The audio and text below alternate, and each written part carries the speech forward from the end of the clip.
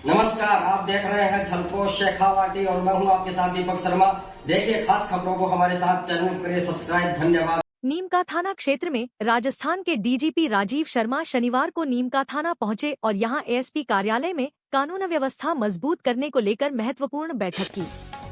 हरियाणा से सटी सीमावर्ती जिलों के पुलिस अधिकारियों के साथ हुई इस बैठक में अपराध पर लगाम कसने के रणनीतिक निर्देश जारी किए गए। बैठक में सीकर, चूरू, झुंझुनू, अलवर, भिवाड़ी, खैरथल तिजारा व कोटपुतली बहरोड़ के एसपी सहित 7 जिलों के वरिष्ठ अधिकारी उपस्थित रहे। डीजीपी ने सभी एसपी को पुलिस थानों का नियमित निरीक्षण करने और संगठित अपराध, खासकर नशीली दवाओं की तस्करी पर कड़ा प्रहार करने के आदेश दिए। उन्होंने जोर दिया कि थानों की चेकिंग में कोई ढिलाई बर्दाश्त नहीं होगी और इस दौरान लोगों की समस्या भी सुनी। हरियाणा के अधिकारियों की मौजूदगी में दोनों राज्यों के बीच समन्वय बढ़ाने, सूचना आदान प्रदान को मजबूत करने और सीमावर्ती इलाकों में अपराध रोकने पर विस्तृत चर्चा हुई। बैठक में ADGP VK Singh, Jaipur range IG HG Raghavendra Suhasa, DIG Kunwar Rashtradeep, Sikar SP Praveen Nayak Nunavat, Neemka Thana ASP Lokesh Meena, DYSP Sushil Maan समेत सभी संबंधित थानाधिकारी मौजूद रहे। डीजीपी के इस दौरे से सीमावर्ती क्षेत्रों में सुरक्षा व्यवस्था को नई गति मिलने की उम्मीद है। धन्यवाद। देखते रहे झलकों शेखावाटी न्यूज। आपके क्षेत्र की ताज़ा खबरों के लिए आज ही चैनल को फॉलो करें, सब्सक्राइब करें। धन्यवाद।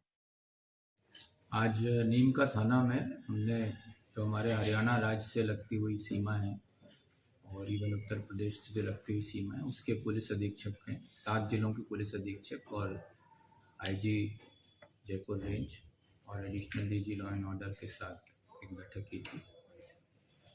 इसमें मुख्य उद्देश्य था कि जो सीमावर्ती जो हमारे थाने हैं उनकी जो विशेष चुनौतियां हैं उनके संबंध में और जो संगठित अपराध है, विशेषतः नारकोटिक्स ट्रेड, शराब की तस्करी और गैंगस्टर्स की जो गतिविधियां गत समय में जो भी सामने आई हैं उन पर किस तरह से और प्रभावी कार्रवाई हो, इन पर किस तरह से हमारा निगरानी तंत्र और बेहतर हो, उससे संबंध में सबसे बातचीत की गई।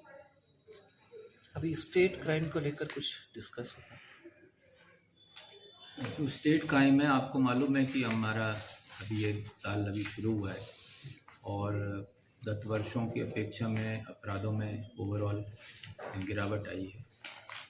सभी तरह के अपराधों में गिरावट आई है ओवरऑल।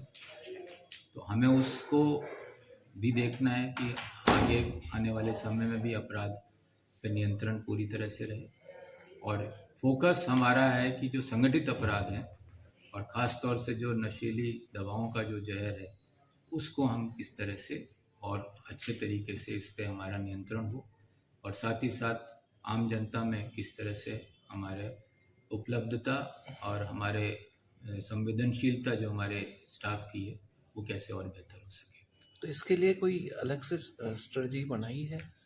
सभी बीट कांस्टेबल्स को हम कह रहे हैं कि फरवरी माह में वो अपनी बीट में जाएंगे और अपने बीट में रहने वाले निवासियों के साथ संपर्क करेंगे।